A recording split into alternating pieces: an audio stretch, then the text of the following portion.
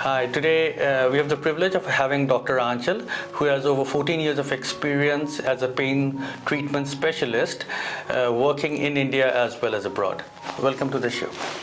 Ma'am, we have a few questions to ask you. So firstly, generally, what is pain medicine specialty?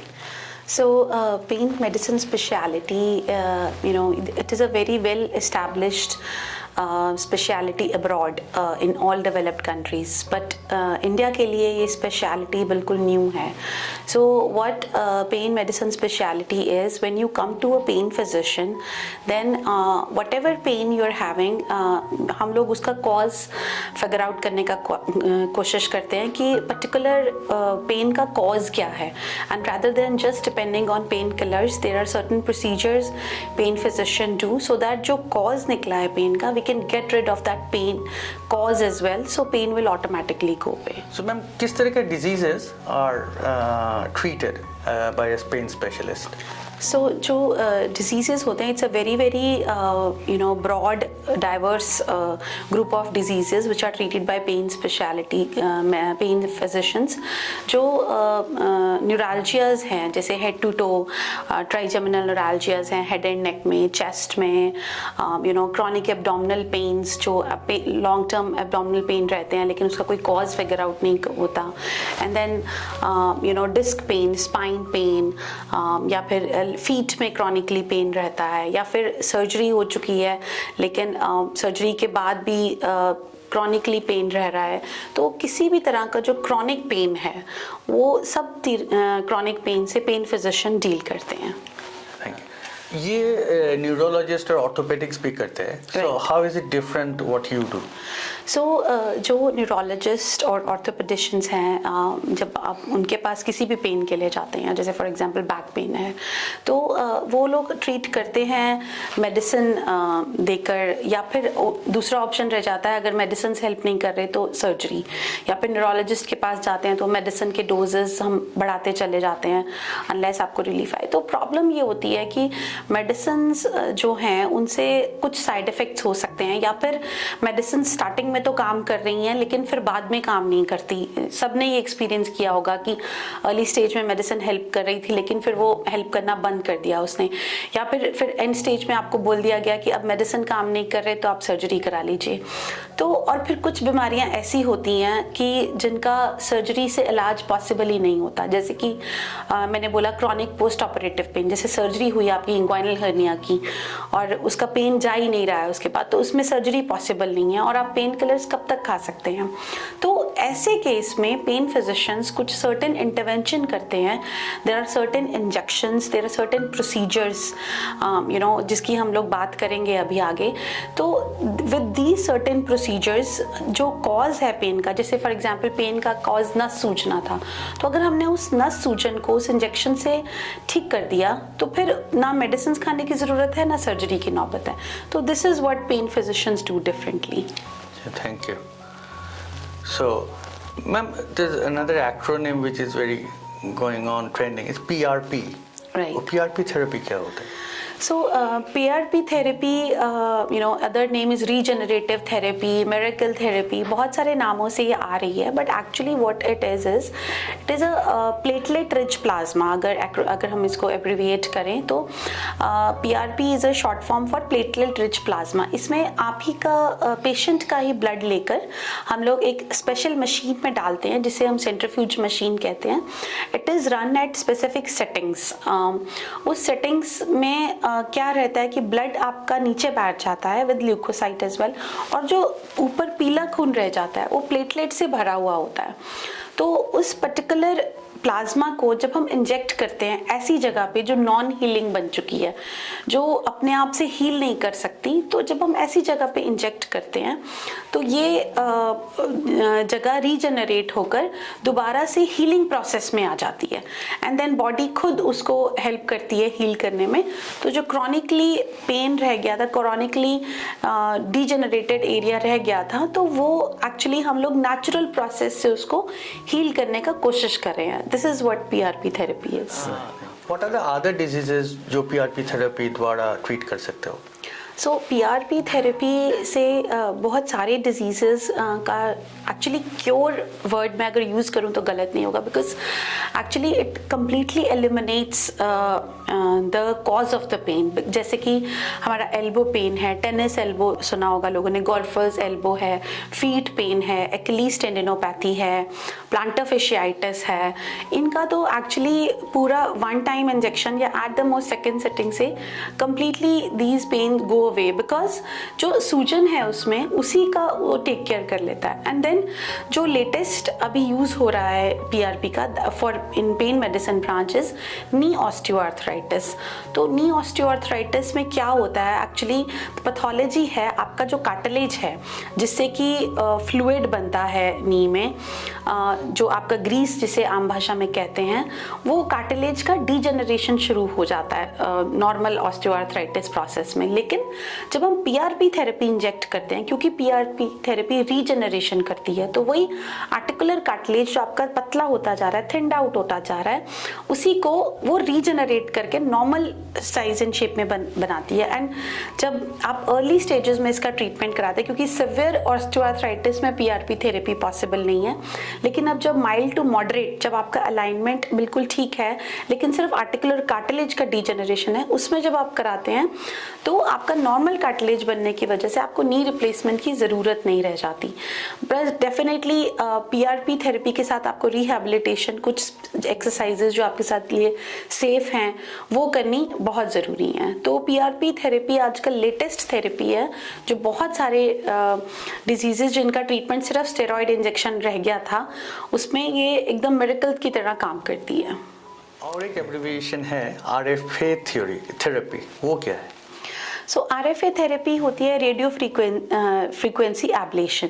तो radio frequency ablation बहुत सारे अलग अलग branches में use होती है, जैसे कार्डियक है, वास्कुलर ब्रांच है, और जैसे कैंसर की ब्रांच है। बहुत सारे ब्रांचेस में रेडियो फ्रीक्वेंसी एब्लेशन का यूज़ होता है। लेकिन जो पेन मेडिसिन ब्रांच है उसमें रेडियो फ्रीक्वेंसी एब्लेशन यूज़ होता है नसों की थेरेपी के लिए। जैसे कि सिवियर ऑस्टियोआर्थराइटिस है, अब उसमें पीआरपी पॉसिबल नहीं है, लेकिन RFA से रेडियो फ्रीक्वेंसी एब्लेशन उन नसों का जो पेन कर रही हैं उनमें अगर RFA थेरेपी किया जाए तो बहुत लंबे टाइम तक आराम लाता है। अब RFA काम कैसे करता है? RFA जो आपकी पेन के, जो आपकी पूरी नस है उसमें जो पेन के फाइबर्स हैं उसमें heat therapy, heat lesion create करता है RFA needle. There is a special needle and special machine which creates heat lesion into your nerves, और जिसकी वजह से पेन ट्रांसमिशन आपका बंद हो जाता है। And then because chronic pain की वजह से आप स्टक हो गए हैं, you can not walk, you can not do activities जो आप कर सकते थे, तो RFA थेरेपी से हम वो पेन का साइकिल आपका ब्रेक कर देते हैं। क्योंकि आपको पेन से रिलीफ आ गया है, तो that means you are able to do the activities which you usually would not do. तो जब आपको पेन से एक बार रिलीफ आ गया, then we start you on some exercises, rehabilitation जिसे कहते हैं, ताकि आपकी नॉर्मल लाइफ वापस आ सके। अब जो यूजुअली RFA ट्रीटमेंट होता है, तो सेकंड क्वेश्चन लोग पूछते हैं कि अगर एक बार आपने हीट लीजन देके नस को एब्लेट कर दिया तो नस दोबारा रीग्रो हो सकती है। नस दोबारा रीग्रो हो जाती है, कोई परमानेंट डैमेज नहीं हम करें, but it takes very long time, 2 years, 3 years, 5 years, और तब तक हम उम्मीद करते हैं कि आपका रिहैबिलिटेशन प्रोसेस पूरा हो जाएगा, सो दैट ये पेन दोबारा कभी वापस आए ही नहीं। तो ये जो RFA थेरेपी है, ये नी पेन, बैक पेन, बहुत सारी न्यूरैल्जियाज जैसे post hepatic neuralgia, trigeminal neuralgia, बहुत सारे ऐसे डिजीज़ में बहुत ही ज़्यादा हेल्पफुल है, बिकॉज ना तो आपको मेडिसिन खाने की ज़रूरत है और ना ही सर्जरी की नौबत आती है। तो this is a very good treatment for all those diseases which I talked about. It has become very common for arthritis pain. So what are the options for knee arthritis pain? So knee arthritis के लिए knee replacement ही लोगों को पता है कि options है, या फिर स्टेरॉयड इंजेक्शन लगवाते रहो और जब वो नहीं होगा तो नी रिप्लेसमेंट। बट जो थेरेपीज जिनकी मैंने बात की, 2 ऑप्शंस जिनकी मैंने बात की, वो नी पेन में बहुत ज़्यादा हेल्पफुल हैं। First is PRP therapy regeneration of cartilage से काम करता है, लेकिन माइल्ड टू मॉडरेट आर्थराइटिस में। और अगर आपको सिवियर आर्थराइटिस है लेकिन फिर भी आप नी रिप्लेसमेंट नहीं कराना चाहते तो रेडियो फ्रीक्वेंसी एब्लेशन, जिसमें हम के पेन के नसों को हीट लीजन से एब्लेट कर देते हैं, वो बहुत अच्छा पेन रिलीफ देता है 2 to 3 years तक. And then we can repeat this RFA. So PRP and RFA are very good options where you don't have to take long term pain killers, और आप रिप्लेसमेंट से भी बच सकते हैं अगर आप नहीं कराना चाहते तो. Next question is about the spine, and हम लोग देख रहे हैं अभी not just modern but for a different age group, people are suffering from spine problems, and one of the biggest fear that everyone has, as a common man I can tell you, that is that surgery is the only option for spine. So could you please tell us something about, is surgery is the only option for spine treatment? So the answer is absolutely no. In fact, जो spine surgery है, there are very very limited indications. अगर आपको, of course back pain is not one of them. अगर आपको back pain है तो सबसे पहले बहुत ज़रूरी है कि evaluate किया जाए कि back pain के कारण क्या हैं. अब back जो स्पाइन है उसमें बहुत सारी चीज़ें होती हैं, जैसे बोन है, डिस्क है, मसल्स है, नर्व्स हैं, जॉइंट्स हैं. तो सबसे पहले जब आप पेन फिजिशियन के पास आते हैं अपने बैक पेन के लिए, और बैक पेन मैं बात कर रही हूँ पूरी स्पाइन की, सर्वाइकल हो सकता है, मिडिल बैक हो सकता है, लोअर बैक हो सकता है, तो इसमें जो भी कारण है आपके पेन का तो वो हम पता लगाते हैं. और अगर वो नर्व स्वेलिंग कारण है तो उस नस में इंजेक्शन देके उसकी स्वेलिंग कम करके आपका कॉज हम रिमूव कर सकते हैं.